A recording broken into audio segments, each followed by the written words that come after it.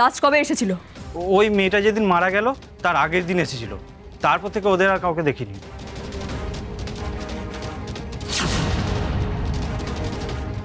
কি দেখেছেন আপনি? এখন তো আর নিউজে দেখাচ্ছে না মেয়েটার মুখটা, কিন্তু যেদিন ওর দেহটা পাওয়া গেছিল সেদিন ওর একটা ছবি বেরিয়েছিল, সেটা দেখেই আমি চিনতে পেরেছিলাম। ওই মেয়েটা অনেকবার এখানে আসতো ম্যাডাম, কতগুলো ছেলের সঙ্গে। ছেলেগুলোর মুখ দেখলে চিনতে পারবেন আপনি? এখন কোথায় আছে তারা? দেখেছি, কিন্তু এখন কোথায় আছে সেটা জানি না।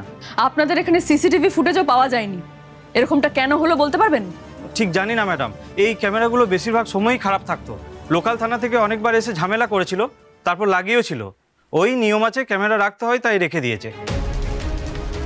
কাজ হচ্ছে কি না সেটা দেখার কারোর গা নেই। ছেলেগুলো কেমন, ভালো নাকি খারাপ, দেখে কি মনে হয়েছে? খুবই খারাপ ম্যাডাম, ছেলেগুলোকে দেখেই বোঝা যায় এক একটা শয়তান।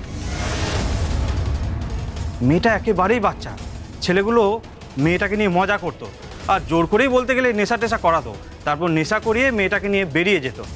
এইটুকুই আমি দেখেছি ম্যাডাম। বুঝি স্যার, কি অবস্থা? স্যার ছেলেগুলোর ব্যাপারে ইনফরমেশন পেয়েছি। এই লোকটাই ছেলেগুলোকে মেয়েটার সাথে দেখেছিল, মানে তানিয়ার সাথে। ওকে, টোটাল কজন ছেলে ছিল? ওই ছেলেগুলো চেহারা ঠিক করে দেখেছিল তো? মানে ওই চেহারায় এমন কোনো মার্ক বা কোনো চিহ্ন নোটিস করতে পেরেছো যার বেসিসে ছেলেগুলোকে আমরা সহজে আইডেন্টিফাই করতে পারবো? মার্ক লাইক কোনো তিল বা কোনো ট্যাটু বা অন্যরকম হেয়ার কাট? মনে করে বলো বলো বলো।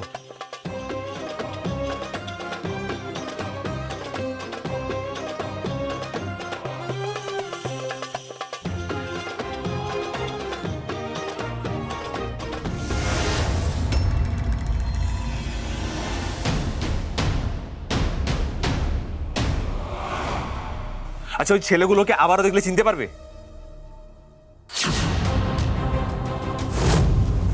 এই ছেলেগুলো এর মধ্যে কি এখানে এসেছিল আবার?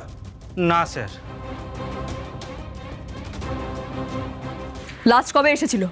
ওই মেয়েটা যেদিন মারা গেল তার আগের দিন এসেছিল, তারপর থেকে ওদের আর কাউকে দেখিনি।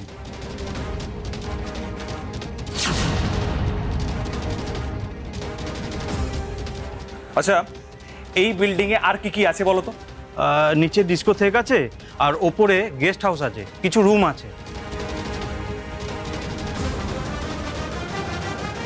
বুঝি এক্ষুনি একটা কাজ করুন, এই বিল্ডিংটা এক্ষুনি ঘিরে ফেলার ব্যবস্থা করুন। আর গেস্ট হাউসটা চেক করতে হবে, ওখানে লুকিয়ে নেই তো?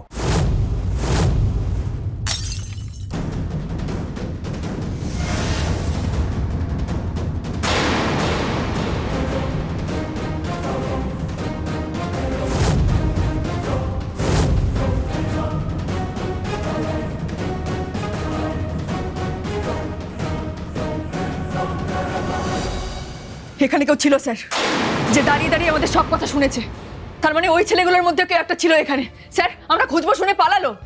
দত্তবাবু, এক্ষুনি এই বিল্ডিংটা ঘিরে ফেলার ব্যবস্থা করো, আর এন্ট্রি এক্সিট সব সিল করো, এক্ষুনি যাও। আমি ব্যবস্থা করছি স্যার।